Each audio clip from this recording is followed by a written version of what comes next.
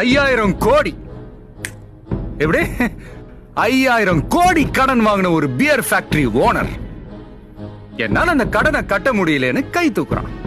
ஆனா அவன் தற்கொலை பண்ணிக்கல. அவனுக்கு லோன் கொடுத்த அதிகாரிகளும் தற்கொலை பண்ணிக்கல.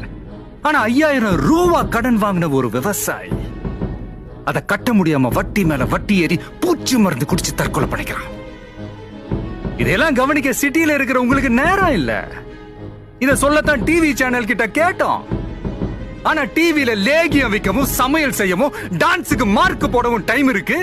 ஒரு கிராமம் அழிய போறத சொல்ல 2 நிமிஷம் இல்ல.